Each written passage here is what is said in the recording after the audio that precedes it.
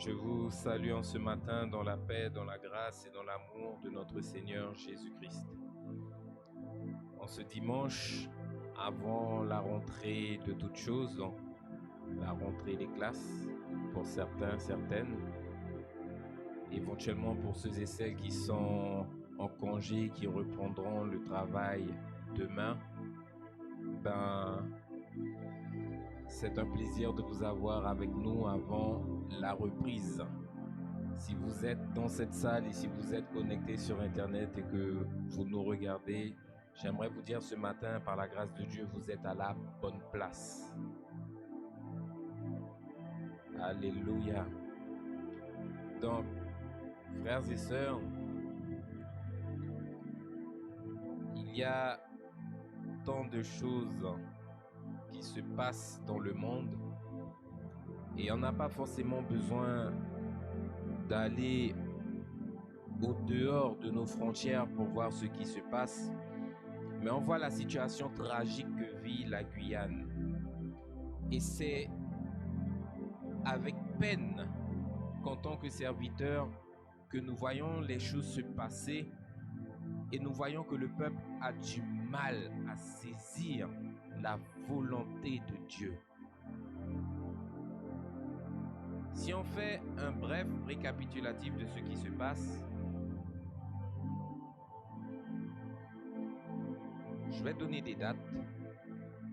Donc, le 28 août 2022, à Kourou, un jeune homme a été tué par balle et un autre a été blessé.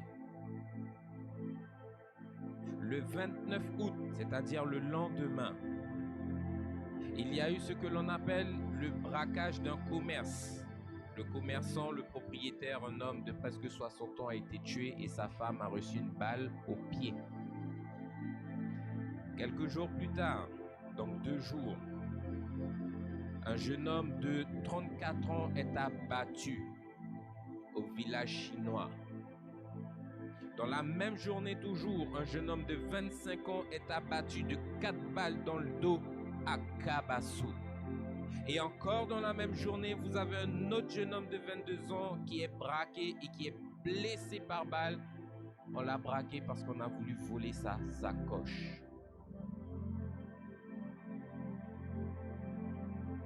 Et on voit ce déferlement de violence, ce déchaînement de haine, de méchanceté quotidien dans nos actualités. Et pourtant, le peuple est là. Le peuple demande la sécurité. Le peuple demande plus de moyens. Mais vous pensez que c'est en allant faire des marches, vous pensez que c'est en augmentant l'effectif de police, de gendarmerie que la situation reviendra à son calme? Frères et sœurs, lorsque nous prenons la parole de Dieu, la parole nous dit dans le livre de 2 Timothée, je vous y invite rapidement, frères et sœurs.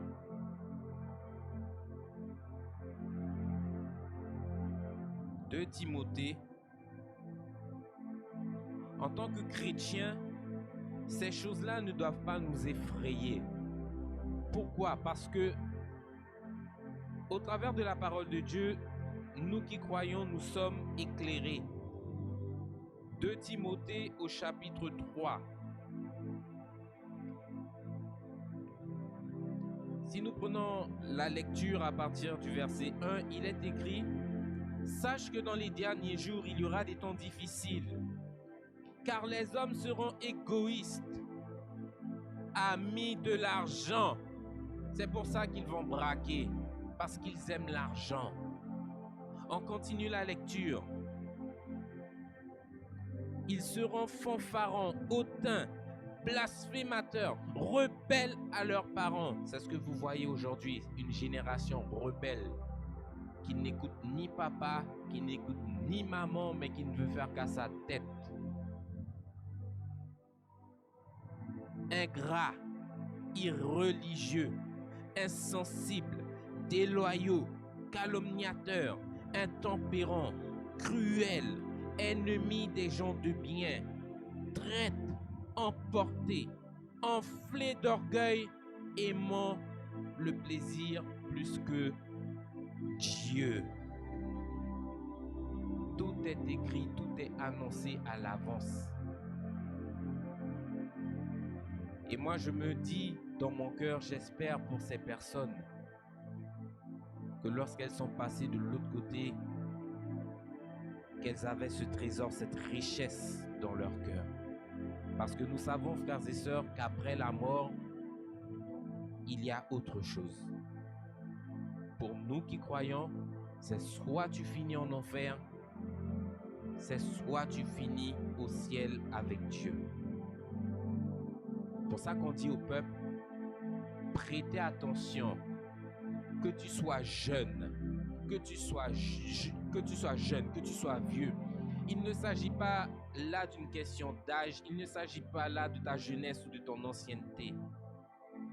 Toutes les personnes que je viens de vous citer là, ce sont de jeunes personnes et parmi elles, une personne âgée, le commerçant de 60 ans. La mort aujourd'hui peut vous frapper à n'importe quel moment. Vous pouvez sortir là, une voiture vous shoot. Vous pouvez sortir pour vous ramasser une balle perdue. On n'est pas à l'abri de quoi que ce soit. Par contre, la seule sécurité que nous avons, c'est de préparer notre avenir. Et pour le préparer, mon frère, ma soeur, tu dois t'assurer de marcher selon la volonté de Dieu. Donc, on voit nos élus, nos politiques qui se réunissent autour de table ronde pour pouvoir évoquer le problème, évoquer le sujet, voir ce que l'on peut faire pour pouvoir mettre certaines choses en place. Mes frères et sœurs, peu importe ce qui sera mis en place, tout est écrit. Ça ira de mal en pire. L'homme aujourd'hui veut trouver une solution auprès de l'homme. Mais mon frère, ma soeur, qu'est-ce qu'un président de la République peut faire pour toi? Qu'est-ce qu'un député peut faire pour toi? S'ils avaient le pouvoir de faire quelque chose, il y a bien longtemps qu'ils l'auraient déjà fait. Et là, quand je parle non seulement pour la Guyane, je parle pour Haïti, je parle pour la France. On a des généraux, on a des gouverneurs, on a tout ce qu'il faut, oui, mais qui sont incapables de traiter le mal dans lequel on est. Et c'est pas normal. Et le Seigneur vous dit, lui le prince de la paix, tournez-vous vers moi. Vous savez que le remède, le médicament pour tout ce qui se passe là, il est simple. Tournez vos regards, tournez votre cœur vers le Seigneur.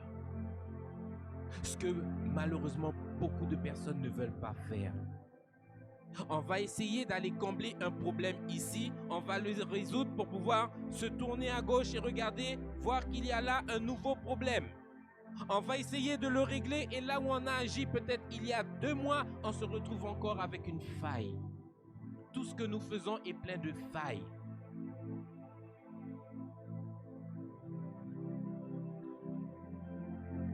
Nous sommes, frères et sœurs, toujours dans le thème que nous avons débuté la semaine dernière sur le cœur. Je vous avais dit qu'on allait découper ce message en plusieurs parties. Et la deuxième partie que nous allons voir en ce matin s'intitule toujours le cœur, mais avec un sous-titre. Je me tiens à la porte et je frappe. La parole que je viens de vous dire, c'est une parole du Seigneur Jésus. Et nous allons voir, frères et sœurs, qu'est-ce qui se passe lorsque le Seigneur vient et qu'il frappe à la porte de ton cœur. Alléluia. J'invite le peuple dans un premier passage dans le livre de Matthieu au chapitre 7.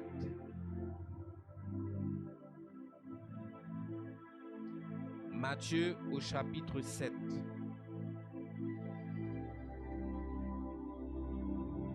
Nous prenons la lecture, frères et sœurs, à partir du verset 7.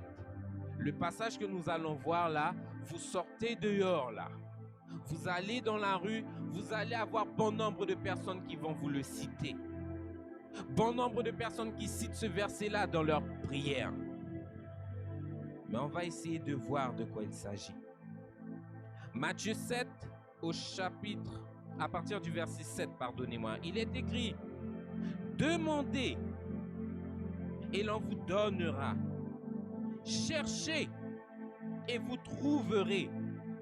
Frappez et l'on vous ouvrira. Car quiconque demande reçoit, et celui qui cherche trouve. Et celui qui frappe, pardonnez-moi, et l'on ouvre à celui qui frappe. » Alléluia.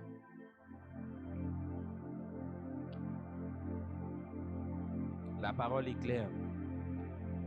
3 verbes sont donnés dans ce passage-là. Demander,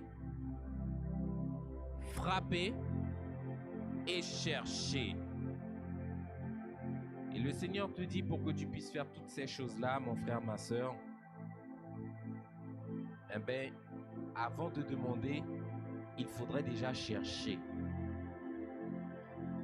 Et la Bible nous dit quoi? Que le Seigneur, c'est un Dieu qui se laisse trouver par ceux et celles qui le cherchent véritablement.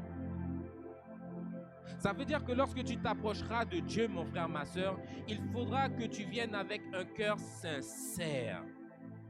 Et la Bible nous dit bien, vous allez devoir le chercher non seulement de tout votre cœur, mais également de toute votre âme. En d'autres termes, avec toute votre force, toute votre énergie, vous allez employer chaque jour de votre vie à rechercher le Seigneur. Vous allez employer chaque jour de votre vie à être dans la présence de Dieu. Et une fois que vous aurez trouvé le Seigneur, à ce moment-là, vous allez venir lui demander. Alléluia. Ce qui veut dire, quand tu as un problème, tu fais quoi en tout premier? Tu cherches, tu appelles. Et une fois que tu as trouvé, tu viens, tu frappes à la porte. Et lorsque tu frappes à la porte, mon frère, ma soeur, tu t'attends à ce que l'on t'ouvre la porte. Parce que tu es dans le besoin. En tant que chrétien, frères et sœurs, ça, c'est une question que l'homme de Dieu, lorsqu'il prêchait, n'arrêtait pas de nous dire. Est-ce qu'en tant que chrétien, vous avez réellement cherché Dieu? Est-ce qu'en tant que chrétien, vous avez vraiment frappé à la porte du Seigneur en le recherchant? C'est une opportunité que nous avons aujourd'hui de nous approcher de Dieu, de pouvoir le trouver, parce que viendra un temps où il ne se trouvera plus le Seigneur. Est-ce que vous le savez ça?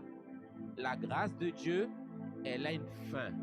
Elle ne dure pas à toujours. Elle a une fin.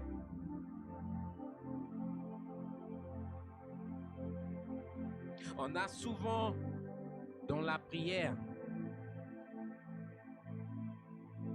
des demandes auprès du Seigneur. Seigneur, tu connais ma situation. Aide-moi, je t'en supplie. J'ai des enfants à nourrir. Seigneur, s'il te plaît, tu connais ma situation. On est sur le point d'être mis à la porte. Fais un geste. Souvent, quand on vient dans la prière, c'est pour pouvoir demander quelque chose à Dieu. Seigneur, tu vois mon caractère, tu vois qu'il n'est pas bon. Aide-moi, je t'en supplie, transforme mon cœur, transforme mon caractère. Rends-moi conforme à ta volonté. On vient souvent avec des demandes auprès du Seigneur. Ce qui veut dire que dans la prière, mon frère, ma soeur, toi, chrétien, tu viens souvent frapper à la porte du Seigneur. Et au travers de la prière que tu as adressée au Seigneur, tu t'attends à ce que le Seigneur te réponde. Ce qui veut dire que lorsque tu viens à Dieu pour pouvoir supplier, il y a ce que l'on appelle un échange. C'est pas juste un monologue. En d'autres termes, tu ne viens pas juste pour pouvoir blablabla dans la tête du Seigneur et puis le Seigneur te regarde, il ne répond pas. Non. Tu parles au Seigneur Le Seigneur, lui, en retour, il te parle. Sauf que Dieu a plusieurs façons de répondre et de parler. Et c'est à nous, chrétiens, d'être sensibles et de voir lorsque le Seigneur étend ses mains en notre faveur. Alléluia. Donc, lorsque tu cherches, la Bible dit que tu trouves. Quand tu viens à Dieu dans la prière et que tu supplies, lorsque tu frappes, il t'ouvre la porte. Et lorsque tu demandes ce que tu as demandé dans la prière, il te le donne. Par contre, j'aimerais le dire, le Seigneur, c'est pas une machine à bonbons où tu vas, tu mets une pièce et puis tu as un bonbon tout de suite. Non, c'est pas ça. Par moment, tu pourras, dans la prière, supplier pendant 1 an, 2 ans, 10 ans, et ensuite voir ce que tu as demandé dans la prière s'accomplir dans ta vie. Et là, quand je vous parle, c'est par expérience. Le Seigneur peut y tendre sa main, mais il peut laisser la situation également présente pour pouvoir voir votre niveau d'endurance et de persévérance. Il n'y a pas d'enfant gâté avec le Seigneur. De la même manière que toi, tu ne gâtes pas tes enfants, parce que les enfants gâtés qui sont trop gâtés, ça devient, comme on dit, des enfants pourris, gâtés. Donc la question que j'aimerais me poser et que j'aimerais vous poser en ce matin, c'est toi quand tu viens frapper à la porte du Seigneur. Lui, il sait te recevoir. Alléluia. Mais est-ce que lorsque Jésus lui-même fait le déplacement et qu'il vient vers toi, est-ce que tu lui ouvres la porte? Alléluia. Pose-toi la question ce matin. Est-ce que le Seigneur est déjà venu me voir? Est-ce qu'il m'a déjà parlé? Est-ce qu'il m'a déjà recommandé de faire quelque chose? Et est-ce qu'il a obtenu de moi satisfaction? Alléluia.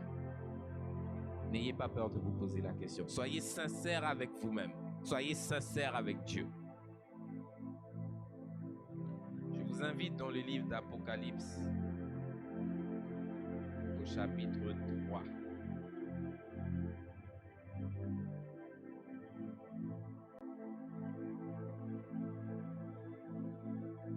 Apocalypse, chapitre 3.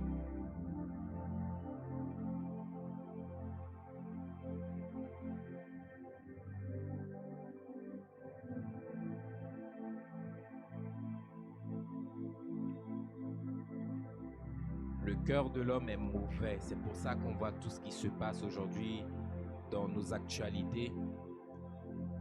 Et le Seigneur veut rentrer dans ce cœur endurci là. Mais mon frère, ma soeur, il faut que tu puisses lui laisser l'opportunité de gagner ton cœur. Et malheureusement, il y en a certains qui résistent et qui n'en veulent pas du Seigneur. Apocalypse, chapitre 3. Nous prenons la lecture, frères et sœurs, à partir du verset 20.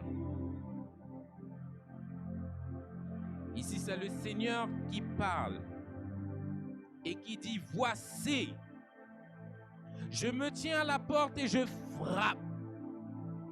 Si quelqu'un entend ma voix et ouvre la porte, j'entrerai chez lui et je mangerai avec lui et lui mangera avec moi. »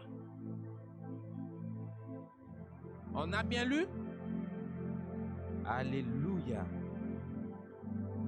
Ce qui veut dire quoi? Le Seigneur, chaque jour de notre vie, peu importe le nombre de personnes que nous sommes sur terre, 8 milliards, le Seigneur se tient à la porte du cœur de toute personne, homme comme femme, et il frappe à la porte de ton cœur.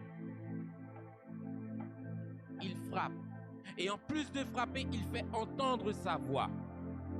Alléluia. Lorsque vous avez du monde qui vient et qui frappe à la porte, les personnes derrière la porte vous parlent. On est d'accord? Un tel, est-ce que tu es là? Ouvre la porte, j'ai besoin de toi, s'il te plaît. Le Seigneur fait exactement la même chose avec toi. Il se tient à la porte, il frappe. Il frappe. Il frappe. Et par cette action, vous voyez et vous comprenez que Dieu a ce désir-là d'être en communication avec vous et moi. Ce qui veut dire que ce n'est pas donné au pasteur seulement de pouvoir parler avec Dieu. Non, vous avez également cette possibilité, cette opportunité-là de vous approcher de Dieu, de vous approcher du trône de grâce. Vous avez cette opportunité, cette possibilité d'avoir une réelle intimité, une réelle relation avec Dieu. Et au travers de cette intimité, le Seigneur dit, nous mangerons ensemble. Ce qui veut dire quoi? Assis autour de la table, tu as le Seigneur en face de toi. Il ne sera pas à côté, il ne sera pas dans ton dos. Il sera en face de toi. Tu mangeras, tu souperas avec lui. Et généralement, lorsque nous sommes à table, lorsqu'il y a par moment ici à l'église les sorties agapées, qu'est-ce qui se passe? Réunis d'un seul et même cœur autour d'un repas, on parle, on discute, on échange sur plusieurs points, sur ce qui va, sur ce qui ne va pas. Et là, tu as le Seigneur là, à table là avec toi. Oh, quelle belle vision. Tu vois Dieu devant toi et tu dis au Seigneur, j'ai ça dans ma vie, j'ai ça, j'ai ça. Et lui est là, il te dit, mon fils, ma fille, je sais, on fera ce qu'il faut. Ne t'inquiète pas, je suis là. Mais comme je l'ai dit tout à l'heure là, lorsque le Seigneur frappe, est-ce qu'il y a du monde qui entend lorsqu'il parle? Est-ce qu'il y a du monde qui entend lorsqu'il... Parce que trop souvent le Seigneur interpelle, trop souvent le Seigneur frappe à la porte des cœurs et les cœurs malheureusement demeurent toujours dans la même condition, ils sont toujours endurcis. En d'autres termes, on ne vient pas accueillir le Seigneur, on ne vient pas le recevoir. Est-ce qu'on peut prendre quelques exemples ce matin? Alléluia. Donc le Seigneur arrive. Il frappe. La personne arrive, elle se tient derrière la porte. Oui, c'est qui? C'est moi, c'est Jésus. Je suppose que tu as déjà entendu parler de moi. Je suis celui qui est mort à la croix pour toi. Aujourd'hui, si je viens vers toi, c'est pour te donner une nouvelle opportunité de changer ta vie. La personne en face derrière la porte, écoutez, ça ne m'intéresse pas, vous vous êtes trompé d'adresse. C'est le premier cas. Deuxième cas, le Seigneur se présente. Il frappe de nouveau. Toc, toc, toc. Oui, c'est qui? C'est moi, c'est Jésus. Donnez-moi une minute. J'arrive, la porte s'ouvre. Là, tu vois le Seigneur. C'est pourquoi je m'appelle Jésus et je viens vers toi parce que la fin est proche. Et j'aimerais me faire connaître à toi pour que tu puisses savoir ce que j'ai fait pour toi. Et pendant que le Seigneur est en train de parler, la personne ferme la porte. Blow! Ce que je vous raconte là, c'est pas moment ce qu'on vit en évangélisation. Troisième cas, toc toc toc. Oui, c'est qui? C'est moi, c'est Jésus.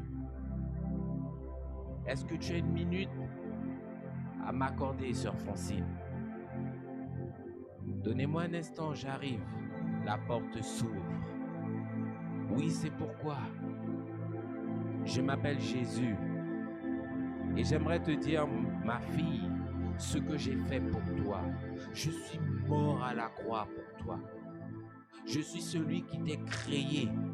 Je suis celui qui est capable de te pardonner tes péchés. Je suis celui qui est capable de te sauver. Et là, vous avez la sœur là qui regarde le Seigneur devant elle et qui dit au Seigneur, n'en dis pas plus. Ne reste pas sur le pas de ma porte, mais entre. En d'autres termes, elle ouvre la porte pour que le Seigneur puisse rentrer dans son cœur.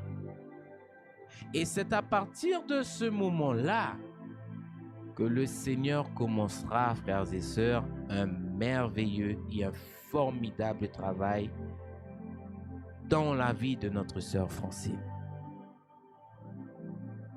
Pourquoi? Parce qu'elle a pris la peine d'accueillir. Vous voyez le passage qu'on vient de lire, Apocalypse 3:10, 3:20, pardonnez-moi. Mémorisez-le bien. Ne le perdez pas de vue, parce que vous allez voir tout à l'heure qu'à un moment donné, il y aura un basculement. La situation va s'inverser.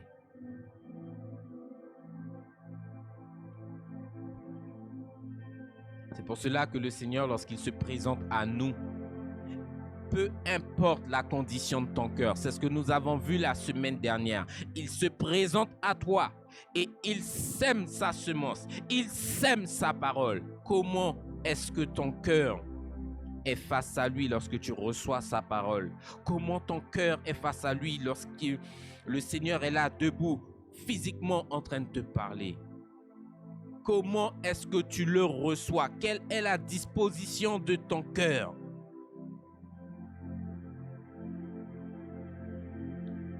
Aujourd'hui, si vous entendez ma voix, dit le Seigneur, n'endurcissez pas vos cœurs.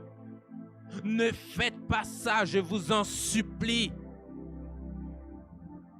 Vous savez qu'un cœur endurci, frères et sœurs, c'est un cœur qui est mort. Est-ce que vous le savez ça? Un cœur de chair, c'est un cœur qui est vivant. C'est un cœur qui est capable de recevoir l'instruction, qui est capable de recevoir la connaissance. Et qui dit qu'il a la connaissance, il a l'instruction, ça veut dire que c'est un cœur qui est sage. Aujourd'hui, il y en a beaucoup qui manquent de sagesse dehors. Et le Seigneur dit, si vous voulez de la sagesse, demandez-la moi. Je vous donnerai. Ce qui veut dire quoi? Approchez-vous de moi. Ouvrez-moi la porte et je vous montrerai. Je vous montrerai la voie, pardon.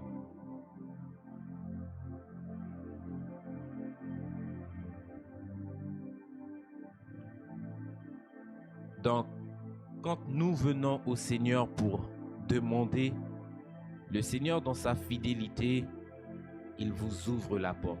Que vous soyez bon, méchant, il vous ouvre la porte. Parce que ce n'est pas dans sa nature d'expulser, non. Il n'est pas comme ça, le Seigneur. Il te reçoit. Il t'écoute. Et s'il peut agir pour te démontrer qu'il est Dieu, il agit. Et en retour, lui, il vient, il frappe. Et malheureusement, souvent, ces portes closent. Les personnes sont derrière la porte, mais elles n'ouvrent pas la porte.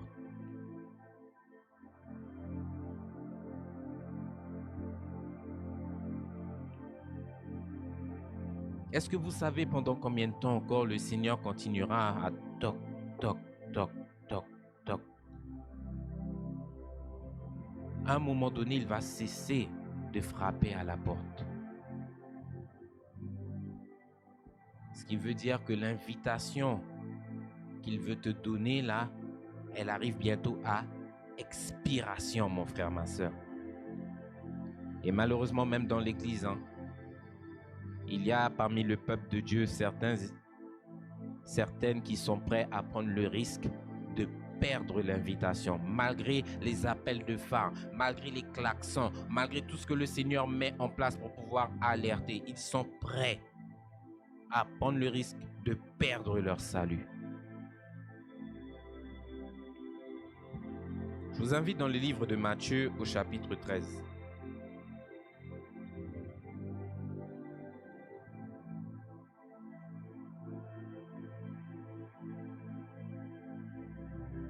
On avait vu la dernière fois que c'est du cœur, frères et sœurs, et c'est par le cœur que l'on croit, que c'est dans le cœur que l'on reçoit la parole de Dieu, et c'est dans le cœur que l'on reçoit le Seigneur Jésus.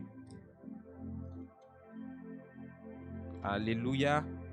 J'aimerais vous dire, comme on l'avait vu la dernière fois, que ton cœur, il est envié par le diable. Et le diable, il a une mission qui est très spéciale, très importante, pour pouvoir emmener beaucoup de personnes à la perdition. C'est son objectif, il n'en a pas d'autre.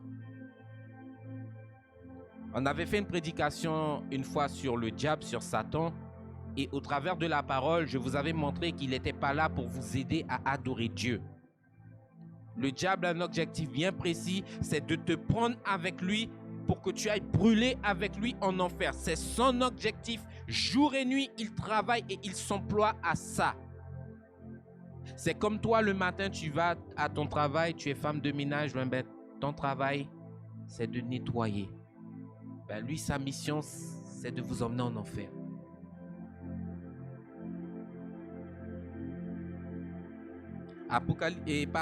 Matthieu 13, nous prenons la lecture à partir du verset 15. Il est écrit, car le cœur de ce peuple est devenu insensible. Ils ont endurci leurs oreilles, ils ont fermé leurs yeux, de peur qu'ils ne voient de leurs yeux et qu'ils n'entendent de leurs oreilles, qu'ils ne comprennent avec leur cœur, qu'ils ne se convertissent et que moi, Jésus, je les guérisse. En d'autres termes, pour arriver à la guérison, il faut laisser le Seigneur rentrer. Si tu ne lui donnes pas le libre accès, il ne peut pas rentrer pour pouvoir faire cette œuvre, ce miracle, cette transformation dans ta vie.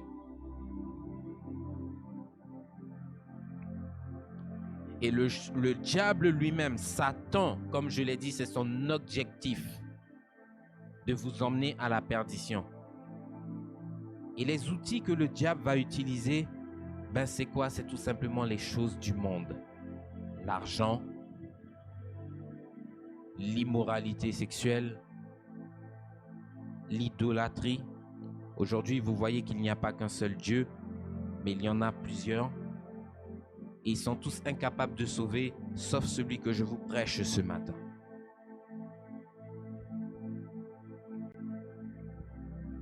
Le diable utilise les choses du monde pour pouvoir aveugler le peuple. Quand je vois des personnes qui nous disent « Je suis chrétien, moi je vais à l'église, et que j'invite les personnes à venir dans une assemblée. Tiens, dimanche je suis invité là, viens.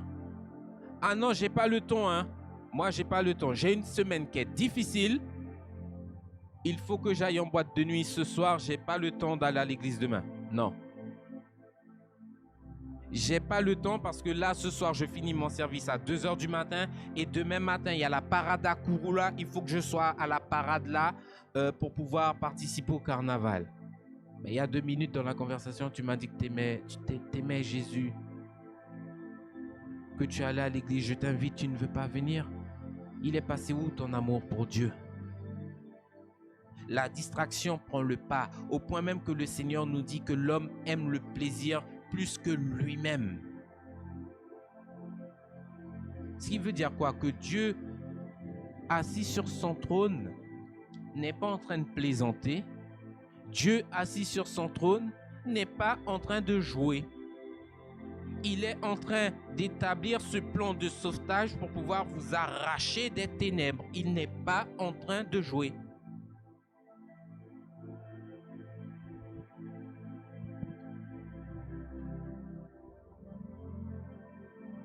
Et ce que j'aime bien avec la Bible, frères et sœurs, c'est qu'elle regorge d'exemples. Vous avez toutes sortes d'exemples qui vous sont donnés dans la Bible pour pouvoir vous permettre de comprendre. Beaucoup. Le diable utilise les choses du monde pour pouvoir perdre les hommes que nous sommes. Je vous invite rapidement dans le livre de Luc. Et à partir du moment que vous comprenez ça, le message est le suivant. Vous devez apprendre à vivre en étant déconnecté des choses de ce monde. J'ai une voiture, oui.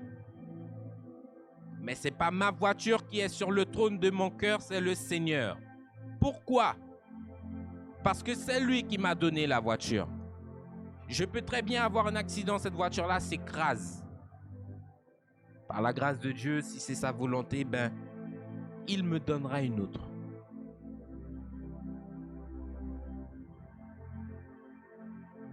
Luc 16. Nous prenons la lecture, frères et sœurs, à partir du verset 19 où il est dit: vous êtes ici dans l'histoire de l'homme riche et de Lazare.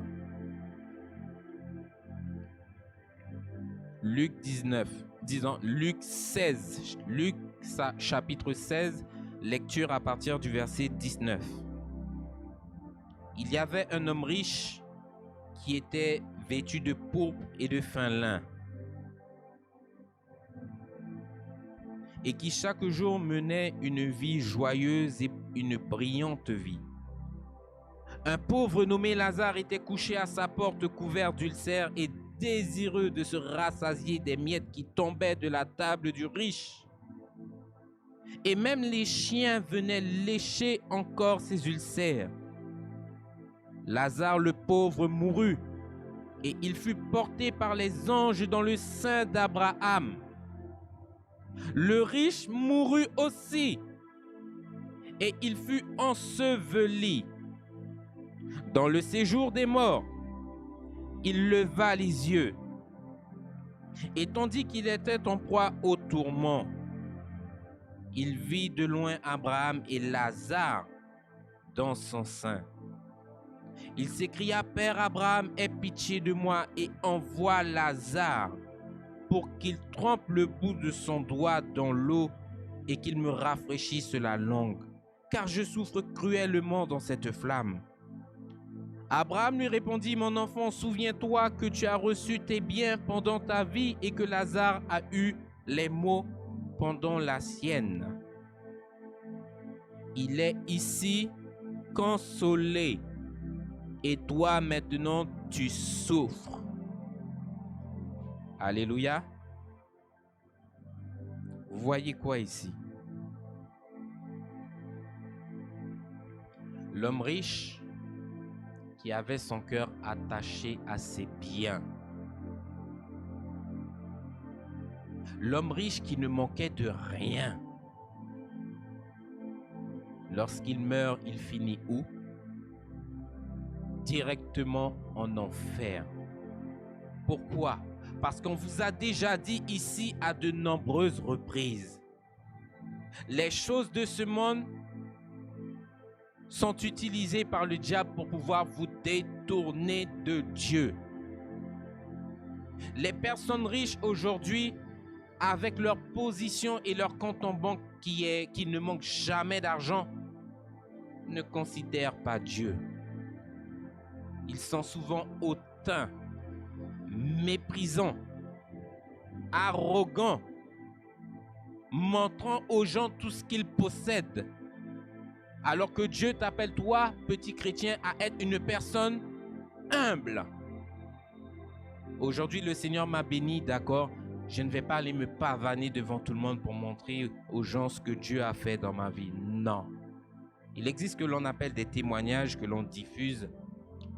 Mes frères et sœurs, tout ça c'est fait dans l'humilité pour vous démontrer la puissance de Dieu dans nos vies, dans nos misérables vies. Je ne vais pas me glorifier parce que Dieu m'a donné une maison, parce que Dieu m'a donné une femme, des enfants, une voiture, un appartement. Non, frères et sœurs. Je n'ai pas à faire ça. Et malheureusement, beaucoup de personnes aujourd'hui ont oublié que l'humilité précède la gloire. Tu dois, dans toute ta conduite, être humble.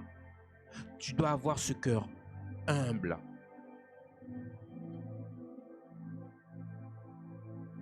Le riche ne manquait de rien. Durant toute sa vie, il était dans un confort. Il vivait dans un certain style de vie. On va dire, il était dans le luxe. Ce que Lazare ne pouvait se permettre. Lazare, c'était un pauvre qu'on pourrait comparer à un mendiant. À tel point même qu'il voulait manger les miettes du repas du riche. Et la Bible nous dit que les deux sont morts. Et pourtant, les deux ne vont pas dans la même destination. On vous dit que le pauvre est pris par les anges de Dieu, pour être transporté dans le royaume. Et le mort, il est tout juste descendu en enfer. Il y a personne qui est venu s'occuper de lui. Il est descendu en enfer. Il a juste ouvert ses yeux, il a vu qu'il était environné de flammes. Et pourtant, riches et pauvres, nous sommes tous pécheurs, hein? Tous. Je suis pasteur, mais je suis un pécheur. Vous êtes des brebis du Seigneur, même vous êtes pécheurs. Et malheureusement, malgré le standard de pécheur, nous sommes pas tous destinés à l'enfer. Nous ne sommes pas tous destinés au royaume de Dieu. Chacun d'entre nous trace sa voie, trace son chemin. Si tu veux aller en enfer, ben mon frère, t'as qu'à faire ce qui se fait dehors là. C'est tout. Si tu veux aller au paradis, par contre, mon frère, je t'invite dans la souffrance. Parce que le chemin du Seigneur, il n'est pas facile.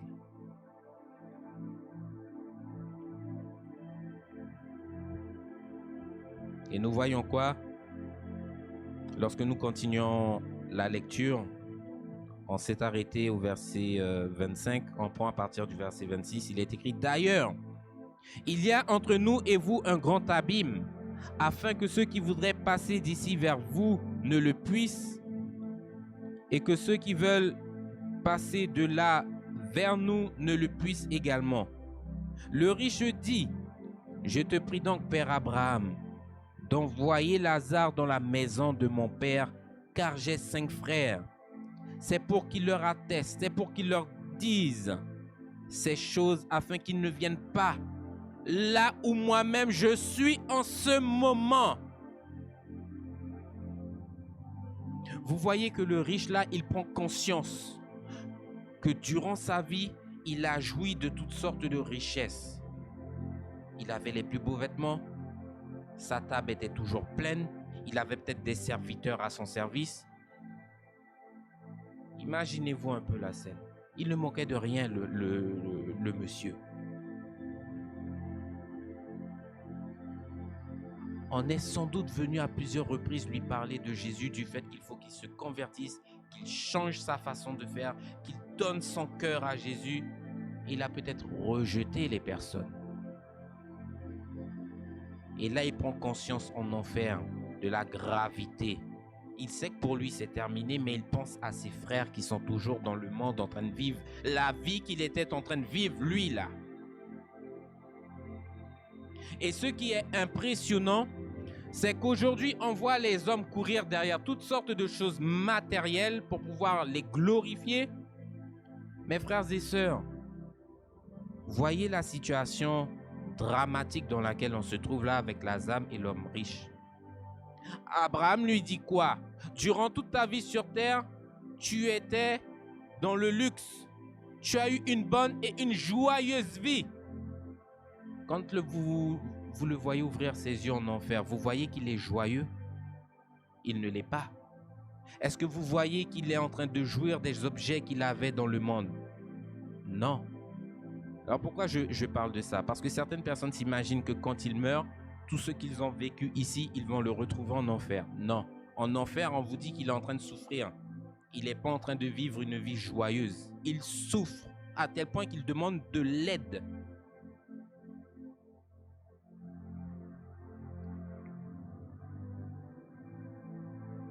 Il a manqué l'opportunité qui lui était donnée de s'investir et d'appliquer son cœur le temps de son vivant,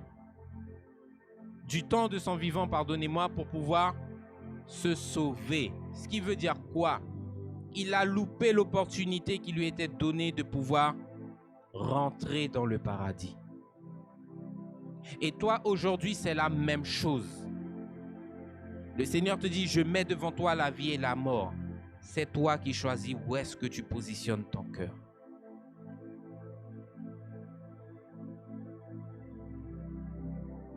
Alléluia. Et on l'a dit, la seule personne qui doit être sur le trône de ton cœur, c'est Dieu. C'est pas une voiture. C'est pas ta femme. C'est pas tes enfants. C'est pas l'appartement ni la maison que tu t'es acheté à 40 000 euros, à 40 millions d'euros. Non, frères et sœurs. La priorité doit être donnée au Seigneur. À partir du moment que vous avez donné la priorité au Seigneur, la Bible vous dit quoi? Que tout le reste viendra par-dessus tout. En d'autres termes, la base, le Seigneur. Et par-dessus cette base-là, vous aurez tout ce qui vient avec. Mais il faut que la base soit véritablement établie dans votre cœur. Si elle n'y est pas,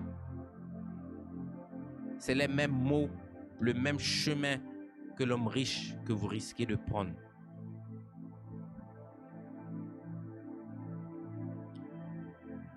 Je vous ai dit tout à l'heure là, frères et sœurs, de retenir le passage d'Apocalypse 3 au verset 20. Lorsque le Seigneur vient et qu'il se présente à la porte de votre cœur et qu'il vous interpelle. Vous l'avez retenu ce passage-là? Amen. Est-ce qu'on peut voir maintenant la même situation, mais inversée maintenant?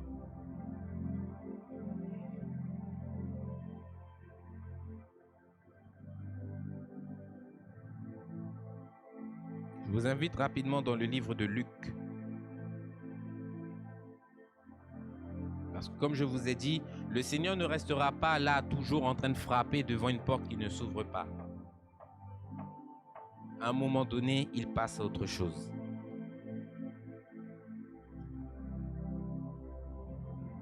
Et l'homme de Dieu ne cesse de le dire.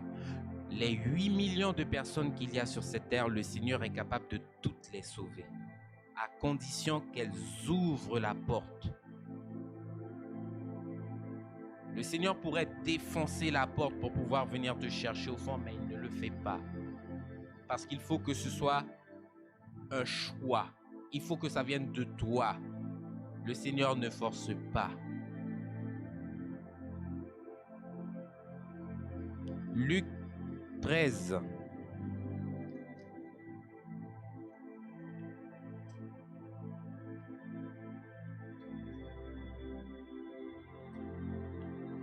Nous prenons la lecture, frères et sœurs, à partir du verset 25.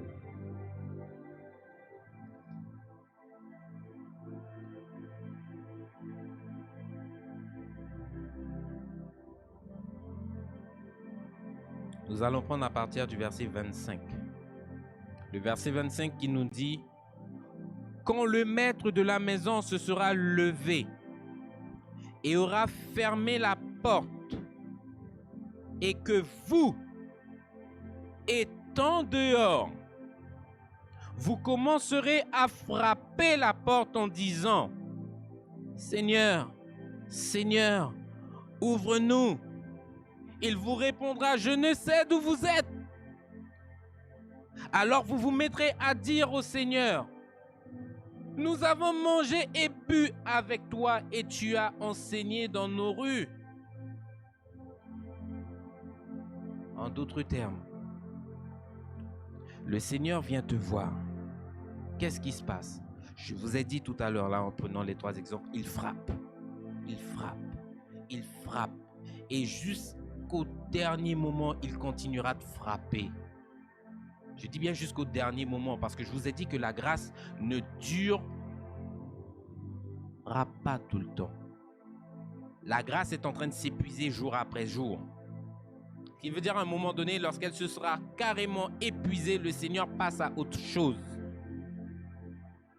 Il est là, il frappe, il frappe, il frappe, en espérant dans son cœur que toi, mon frère, ma soeur, tu prennes cette décision d'ouvrir la porte, que tu puisses l'accueillir dans ta maison.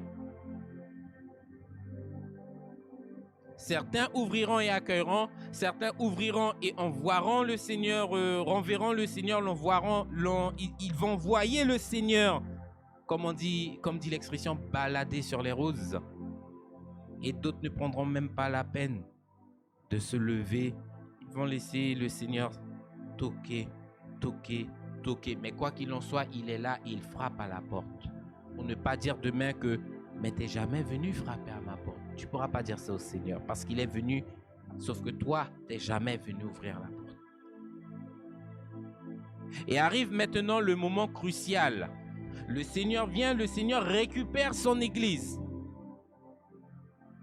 Le Seigneur récupère son épouse. Il la fait rentrer dans le royaume. Et il se passe quoi? Vous voyez maintenant la situation. Nombreux sont les personnes qui viennent à la porte du royaume maintenant pour frapper. Seigneur, Seigneur, ouvre-nous. On va relire ce passage, frères et sœurs. Quand le maître de la maison se sera levé et aura fermé la porte, et que vous dehors, vous commencerez à frapper en disant « Seigneur, Seigneur, ouvre-nous » Vous voyez quoi là? C'est derrière la porte maintenant que le Seigneur se trouve et qu'il répond à ces personnes-là en leur disant « Je ne sais d'où vous êtes ». Il n'est pas dit ici que le Seigneur a ouvert la porte. Il ne l'ouvrira pas. Une fois qu'il est rentré avec l'épouse, cette porte-là ne s'ouvrira pas pour faire quelqu'un rentrer à l'intérieur encore.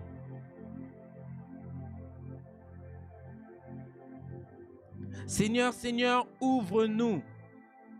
Il vous répondra, je ne sais d'où vous êtes. Alors vous vous mettrez à dire, nous avons mangé et nous avons bu avec toi. Rappelez-vous ce que le Seigneur disait dans l'Apocalypse 3:10. Je me tiens à la porte et je frappe. Celui qui ouvre la porte, je rentrerai chez lui. Je mangerai avec lui et lui mangera avec moi. Et là, vous voyez des personnes qui viennent dire au Seigneur derrière la porte, mais nous avons mangé. Nous avons bu ensemble. Et en plus de cela, tu étais dans les rues de notre cité, dans les rues de notre commune, dans les rues de notre quartier, en train de donner ton enseignement. Le Seigneur leur dira quoi? Hors de ma vue, je ne vous ai jamais connu. En d'autres termes, ça veut dire quoi? Que ces personnes-là disent avoir mangé et bu avec le Seigneur. C'est totalement faux.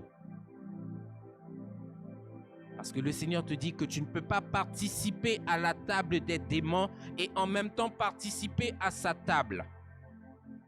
Les mets qu'il te proposera sur sa table seront totalement différents des mets qui seront sur la table du diable.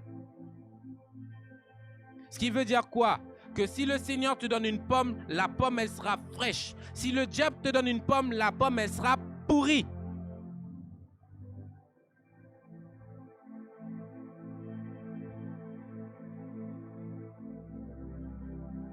Le Seigneur n'a jamais eu d'intimité.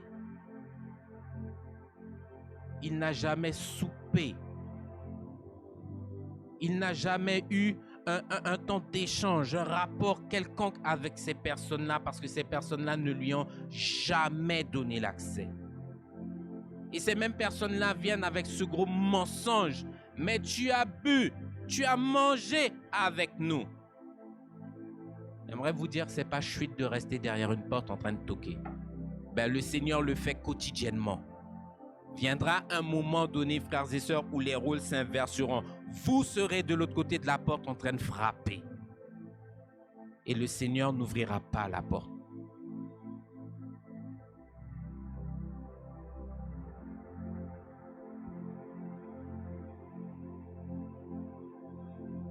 Le temps de la grâce arrive à sa fin. Et je vous l'ai dit la semaine dernière, ton cœur est ce qu'il y a de plus cher à donner au Seigneur. Il te dit, je veux juste être ton Dieu. Je veux juste être ton sauveur. Je veux juste faire de toi mon fils, ma fille. Mais pour que tout cela se fasse, il faut que je puisse avoir accès à ton cœur. Lorsque vous voyez les couples mariés, vous voyez quoi? Il y a ce que j'appellerais une sincérité. Ça veut dire quoi? Que on parle à cœur ouvert. Ça veut dire que le mari ne cache rien à la femme ne cache rien à son mari. S'il y a un problème, on parle. S'il s'est passé quelque chose, on parle. Pourquoi? Parce que le jour où on décide de ne pas parler, le jour où on décide de cacher quelque chose, c'est alors que le couple commencera à battre de l'aile. Il faut qu'il y ait cette confiance. Moi, vous me voyez, moi et mon épouse, on se dit tout. Il n'y a rien qu'on se cache. On ne se cache rien du tout. Je peux passer la journée dehors, rentrer jusqu'à 20h. On ne s'est pas vu de la journée. J'ai franchi le pas de chez moi. Je peux vous assurer qu'elle sait tout ce qui s'est passé durant ma journée. Vous voulez savoir pourquoi? Parce que je suis constamment au téléphone avec elle. Je suis là, je fais ci, je fais ça, je fais ça. Je pense que j'ai peut-être pour 15 minutes. Je suis sur la route là, j'arrive. Et quand c'est pas moi, c'est elle, vice versa. Elle m'appelle et au téléphone, elle me raconte sa journée. Tu peux pas concevoir, tu ne peux pas bâtir quelque chose s'il n'y a pas cette relation, s'il n'y a pas cette intimité. Vous vous imaginez un homme et une femme dans une maison, ils sont mariés, mais ils n'ont aucun contact, aucune intimité. Ça doit être bizarre dans la maison. Et c'est ce que le Seigneur te demande. Il veut apprendre à te connaître, bien qu'il te connaisse déjà. Et toi, maintenant que tu lui as ouvert la porte et qu'il est rentré, tu apprendras à le connaître. Tu apprendras à connaître sa volonté. Tu apprendras à connaître ce qu'il attend de toi.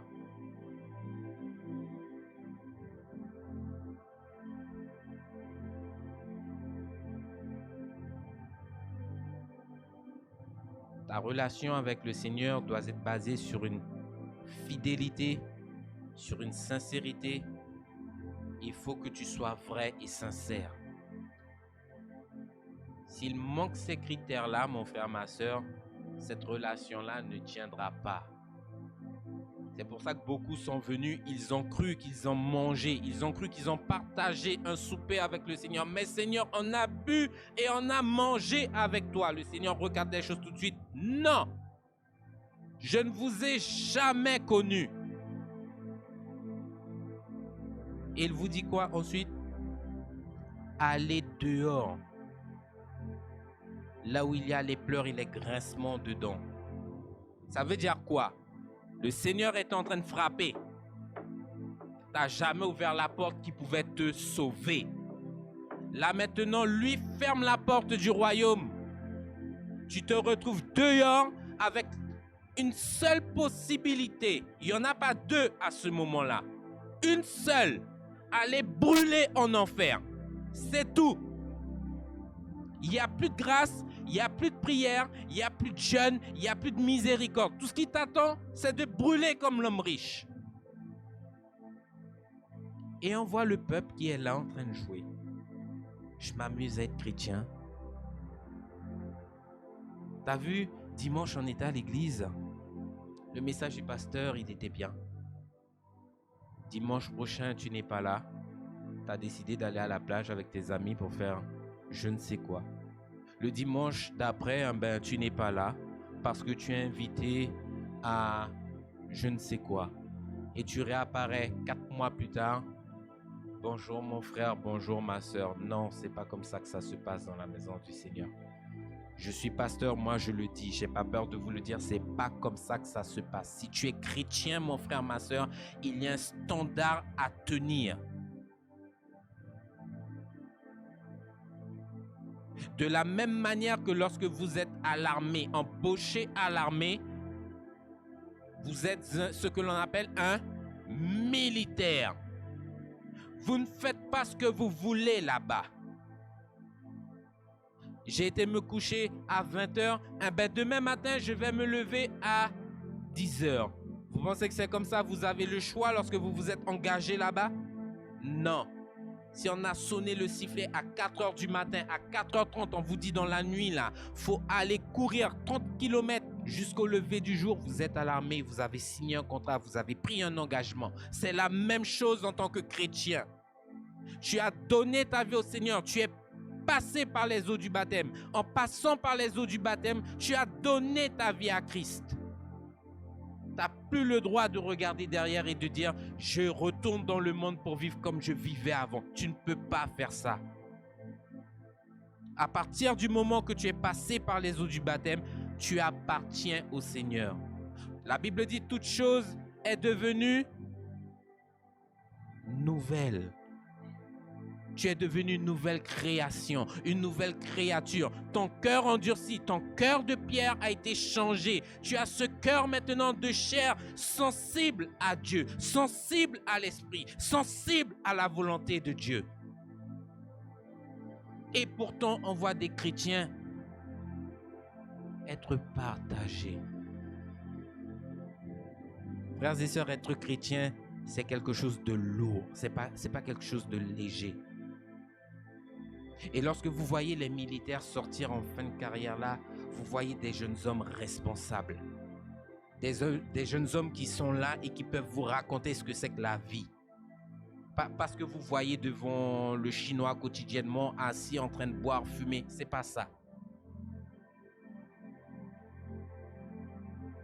Quand vous voyez les personnes qui étaient à l'époque, nos grands-parents qui ont fait l'armée et tout là,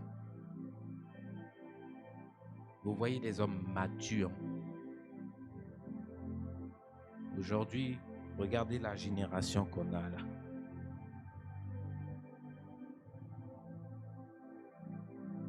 Je vous invite dans le livre de Jérémie au chapitre 17. Nous allons voir 2 passages, frères et sœurs, avant de conclure.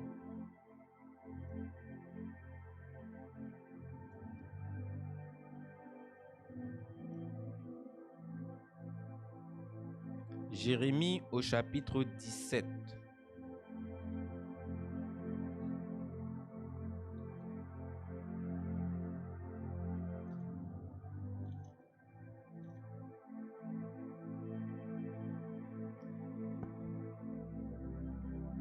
Nous prenons la lecture à partir du verset 10. Il est écrit: Moi l'Éternel, j'éprouve le cœur et je sonde les reins pour rendre à chacun selon ses voies. Jérémie 17 à partir du verset 10. On reprend: Moi l'Éternel, j'éprouve le cœur, je sonde les reins pour rendre à chacun selon ses voies, selon le fruit de ses œuvres. Premier passage.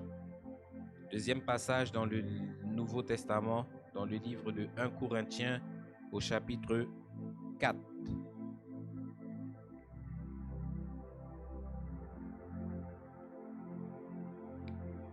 Je vous donne le temps d'y aller. 1 Corinthiens 4.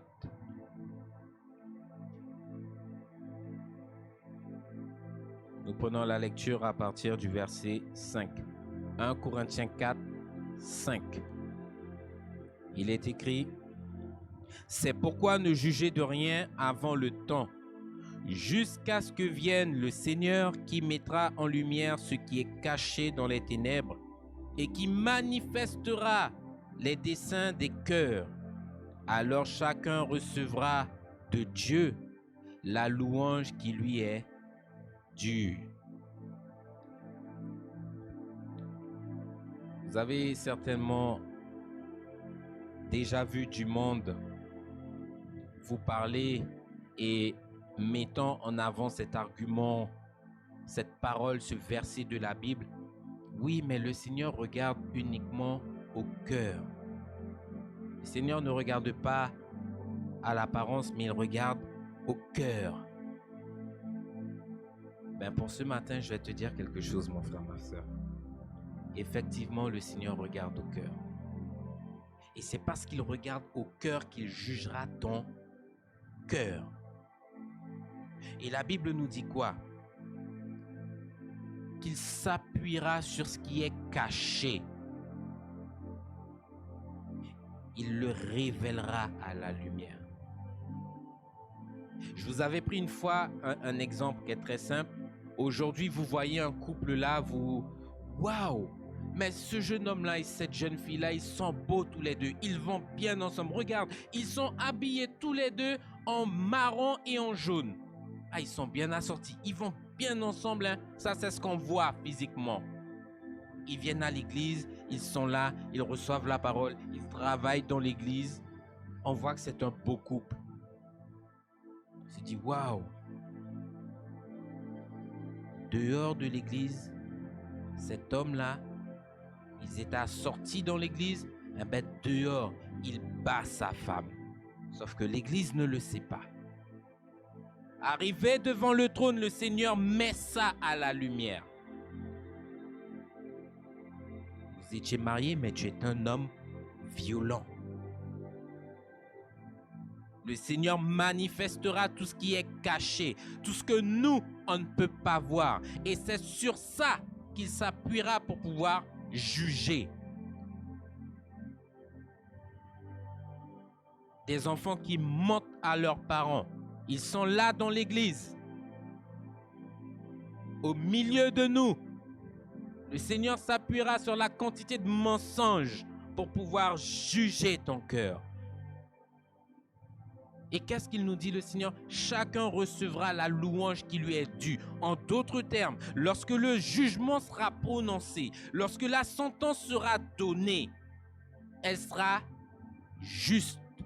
Ce qui veut dire, le Seigneur ne te jugera pas de façon, incorrecte.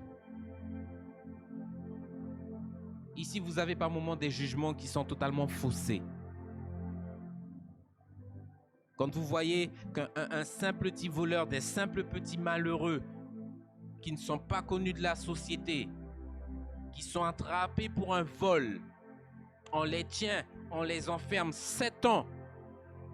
Et vous avez un politicien qui a volé combien de milliards, qui est enfermé 3 mois, je peux vous assurer que la justice, elle n'est pas équitable. Amen. Il y a une grande injustice dans ce monde. Sauf que là, non. Le Seigneur, sur son jugement-là, il sera juste. Et parce qu'il est juste, tu iras brûler en enfer. Il ne va pas cacher le péché que tu as commis là. D'ailleurs, on l'a déjà dit. La Bible dit que dans le royaume de Dieu, il n'y a pas un seul petit péché qui rentrera. Un petit péché, c'est suffisant pour te condamner à brûler. C'est pour ça que la Bible vous dit, gardez vos cœurs plus que toute autre chose. Gardez votre cœur pur. Ne laissez pas le péché gagner votre cœur.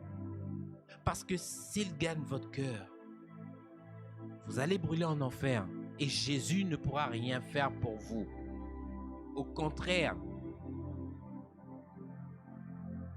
c'est lui-même qui vous jugera. Par contre, lorsque tu arriveras devant le trône avec ton cœur pur, vous savez ce qui va se passer? Vous allez trouver le Seigneur de votre côté. La Bible dit pour tous ceux et celles qui ont mis en pratique la parole, pour tous ceux et celles qui ont gardé leur cœur, pour tous ceux et celles qui ont vécu avec la crainte de Dieu. Le Seigneur dans le ciel sera pour eux un avocat. Ça veut dire que lorsque le jugement sera établi, il commencera à juger les cœurs et il te dira, toi ma sœur Sylvie, approche ici, il y a ci, il y a ça, j'ai vu ci, j'ai vu ça, et que le diable à côté commencera à vous accuser, c'est Jésus lui-même qui vous défendra. Pourquoi? Parce que le cœur est pur. Ce qui veut dire qu'un avocat, il est là pour faire quoi? Pour contrecarrer les accusations. C'est ce qu'il fera. Il te défendra devant le trône. Par contre, si ton cœur est trouvé avec toutes sortes d'impuretés, de ténèbres, de péchés, de mensonges, la Bible te dit que Jésus ne sera pas ton avocat, mais il sera quoi? Il sera ton juge. Donc nous avons un Seigneur, mais avec plusieurs facettes. Et c'est une personne que vous devez apprendre à craindre, parce que Jésus n'est pas votre ami. Lorsqu'il jugera les cœurs, il ne sera pas votre ami. Si vous devez aller brûler en enfer, il vous prendra, il vous jettera en enfer. Garde ton cœur plus que toute autre chose, parce que de lui viennent les sources de la vie. Si tu veux rentrer dans la vie éternelle, la parole que tu as reçue, préserve-la et mets-la en pratique. Vous allez voir, c'est quelque chose de systématique et d'automatique.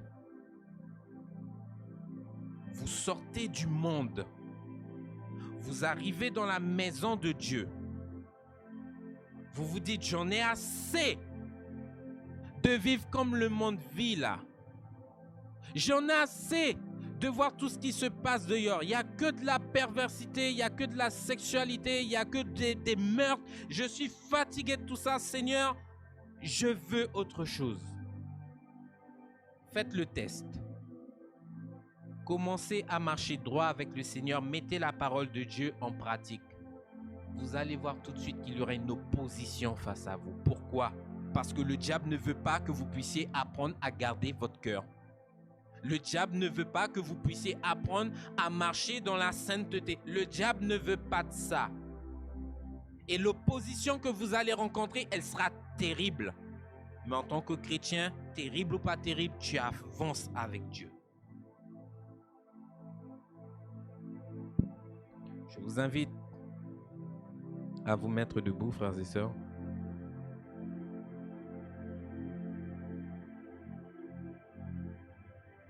Je me tiens à la porte et je frappe. Celui qui ouvre, je rentrerai dans sa maison. Je mangerai avec lui et lui mangera avec moi. Le temps de la grâce est en train d'arriver à sa fin. Je ne connais pas ta vie, mais le Seigneur la connaît mieux que moi-même. Et je crois que ce matin, le Seigneur est en train de parler. Soyez sincères envers vous-même. N'essayez pas de vous tromper. N'essayez pas de vous mentir à vous-même. Si la chose que vous faites est mal, s'il y a quelque part, vous sentez que votre conscience vous accuse, ben c'est tout simplement le Seigneur qui est en train de vous parler. Ne résistez pas à la voix, mais soumettez-vous à la voix. Alléluia. Je vous invite à faire cette prière dans le puissant nom de Jésus. Éternel Dieu Tout-Puissant, répétez, peuple de Dieu. Éternel Dieu Tout-Puissant, je te bénis, Seigneur. Je te rends gloire, Seigneur. Et je te dis merci, Seigneur. Parce qu'encore en ce matin, tu nous alertes sur les dangers du cœur. sur les dangers du péché dans le cœur. Et tu veux que je puisse préserver mon cœur face à tout ce qu'il y a dans ce monde. Le diable est perfide. Il est mauvais. Il est méchant. Et il veut gagner mon cœur. Seigneur, donne-moi la force de lui résister. Donne-moi la force de te suivre chaque jour. Donne-moi la force, Seigneur, d'aller jusqu'au bout du chemin, de marcher pour ta gloire, parce que tu es mon Dieu. Et le temple que je suis te revient, Seigneur. Père, je t'en supplie, aide-moi à avoir ce cœur pur, ce cœur sincère, ce cœur sensible, ce cœur mature pour pouvoir recevoir ta parole. Viens le purger, Seigneur. Balaie-le, Seigneur. Purifie-le, Seigneur.